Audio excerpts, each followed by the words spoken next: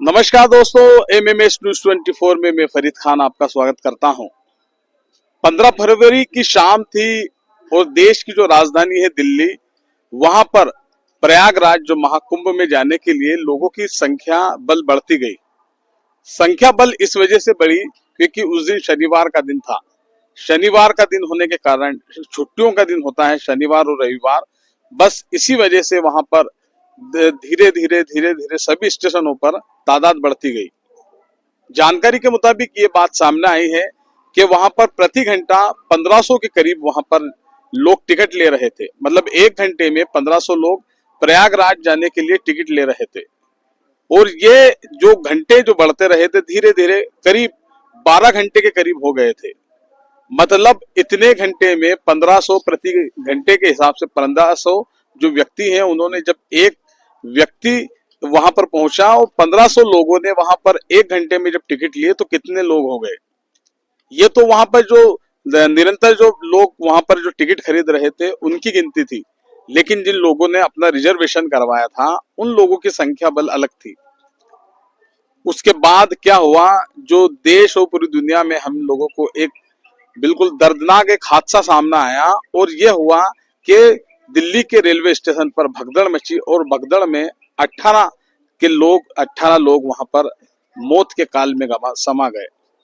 कई लोग वहां पर अभी भी उनकी गिनती जारी है कि कितने लोग घायल हुए हैं। ये हादसा छुपाए जाने की बात भी बताई जा रही है, लेकिन ये तो सच्चाई कुछ क्या है ये लोग जांच एजेंसियां ही पता कर रही है और आम लोग जाकर अपने परिवार के लोगों के साथ मिलने के लिए पता कर रहे हैं कि हमारे परिवारजन कहाँ हैं।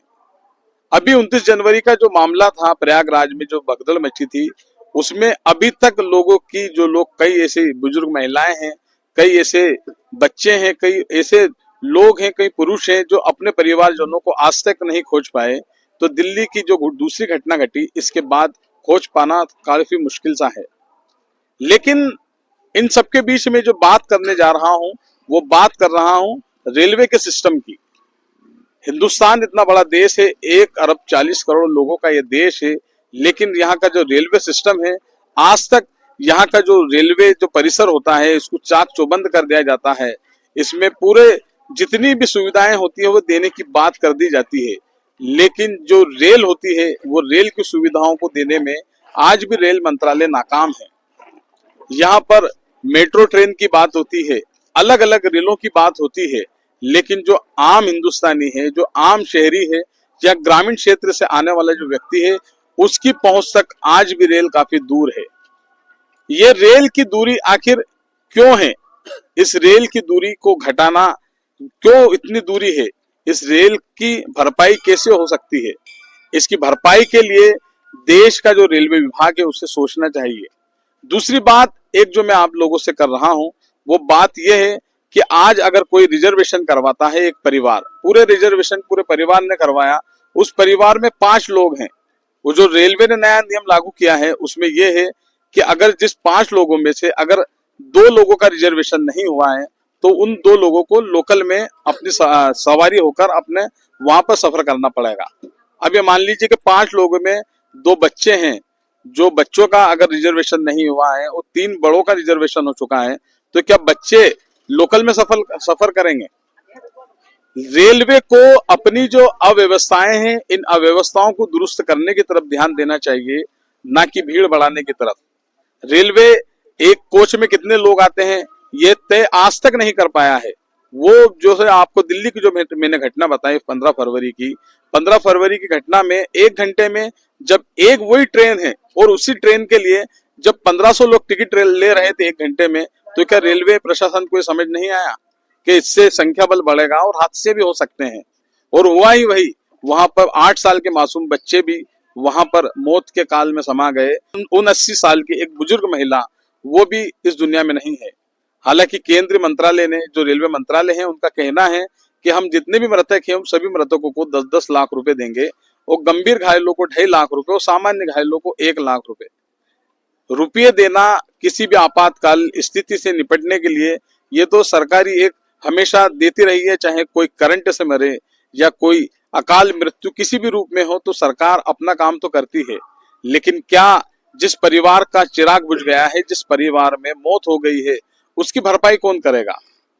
क्या व्यवस्थाओं को दुरुस्त करने के लिए कुछ इस तरीके के नए इंतजाम नहीं करना चाहिए, जिससे ये पता लग सके कि देश का जो रेलवे सिस्टम जो गड़बड़ाया है, ये चाक चौबंद व्यवस्थाओं के साथ साथ रेलवे की व्यवस्थाओं को भी दुरुस्त किया जाना चाहिए। आज हिंदुस्तान के रेलवे में सबसे ज्यादा जो सफर कर रहा है वो एक आम आदमी, एक गरीब। बड़ी मुश्किलों से वो अपने गंतव्य तक, अपने शहरों तक, अपने गांव तक या जहां जाना है वो पहुंचने की कोशिश करता है, लेकिन उसके बावजूद भी उसे वो व्यवस्थाएं नहीं मिल पाती है जिसका वो हकदार है। रेलवे पूरी तरह से उससे उसका बीमा भी करता है, उसके साथ साथ उसे सीट देने की बात करता है, लेकिन उसके बावजूद भी वो खड़े खड़े रहना तो बहुत दूर की बात है। बड़ी मुश्किलों से वो निकलता है और पहुंचता है और रेल के डब्बे तक जा पहुंचता है। सरकार को इस ओर ध्यान देना चाहिए, रेल के डिब्बे बढ़ाना चाहिए, रेल बढ़ाना चाहिए। मैं देवास के जो हमारा जंक्शन है, देवास जंक्शन के रेलवे स्टेशन पर खड़ा हूं और इस ओर सभी को ध्यान देना चाहिए। हमारे साथ मौजूद हैं देवास के रेलवे स्टेशन के स्टेशन मास्टर के बाद स्टेशन मैनेजर रहे R.A. सिद्दीकी साहब, जिन्होंने एक रेलवे को अपने जीवन का काफी वक्त दिया और रेलवे के उतार चढ़ाव के काफी पहलू देखे और जिंदगी के कई अहम उन्होंने मुकाम देखे। सर, सबसे पहले तो मैं आपसे पूछूंगा कि आपने रेलवे का काफी निचले स्तर से लेकर उच्च पद तक आपने सारी व्यवस्थाएं देखी।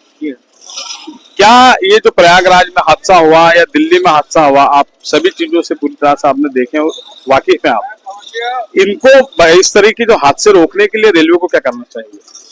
ये ऐसे हादसे रोकने के लिए रेलवे को जब मालूम पड़ गया है कि वहाँ कुंभ है और 12 साल बाद हो रहा है और ये बहुत पवित्र कुंभ है और इसमें करोड़ों संख्या में आएंगे, तो इनको हर जगह पुलिस का या किसी का वॉलंटियरों का इंतजाम रखना चाहिए भीड़ को काबू में करने के लिए। और उनको मैंने बराबर लाइन से जैसे पहले जाते थे लोगों को जाने देना चाहिए।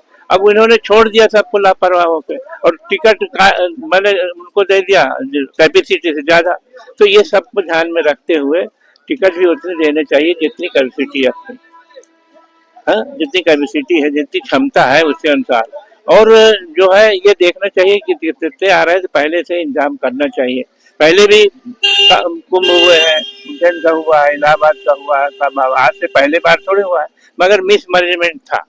मिस मैनेजमेंट की वजह से लोग बहुत परेशान हो गए। नहीं तो अगर उनको एक एक करके जाने देते, भाई भीड़ है तो आप इतने आ रहे हैं तो उनको आप पूरी, आपके पास कितनी फोर्स है, बहुत है, लगा दो, मिलिट्री लगा दो, वो जाएंगे तो कोई इतना हादसा मेरे हिसाब से नहीं होता।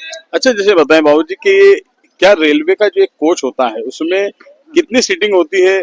क्या रेलवे को जानकारी नहीं होती कि कितने लोगों को हम टिकट? सब रहती है उसमें, कंप्यूटर में रहती है और उसमें आजकल तो कंप्यूटर का जमाना है। उसमें मैंने बैठने की बयाती रहती है 82, उस अनुसार नहीं देना चाहिए। और उनको आजकल कंप्यूटर में 1 मिनट में पता लग जाए भाई कितने टिकट इशू हुए, उनको वो कर दें और दूसरी गाड़ियों का इंतजाम करें। भाई अपन जनता की सुविधा के लिए क्या नहीं कर सकते, और दूसरी गाड़ियों का एक के बाद एक महिला स्टेशन चलाएं, फिर उनको उस हिसाब से बैठने की सुविधा लें, उतरने की सुविधा लें, ये सब देखना चाहिए। अच्छा बाबूजी, जैसे जो मेट्रो ट्रेन है या गरीब रथ है या अलग अलग तरीके से जो रेलवे की नई नई जो ट्रेनें चलाई जाती है, लेकिन फिर भी जो गरीब है उसके लिए तो आज भी वो एक सामान्य रथ का इंतजार करता है। हाँ, वो उसके लिए भी जैसे जितनी है जो पैसेंजर के लिए हर एक ट्रेन में कम से कम 5-5, 6-6 डिब्बे और बढ़ाना चाहिए कम से कम। इससे जो है बहुत राहत मिलेगी, क्योंकि इतनी कैपेसिटी तो है नहीं है। हर एक गाड़ी में 6-6, 7-7 डिब्बे बढ़ा सकते हैं, अभी है इतनी कैपेसिटी प्लेटफॉर्म में कि गाड़ी ले जा सकती है और इंजन की भी कैपेसिटी है। तो हर कोच मैंने 6-6, 7-7 बढ़ा दें और जनरल कोच बढ़ाए गरीबों के लिए।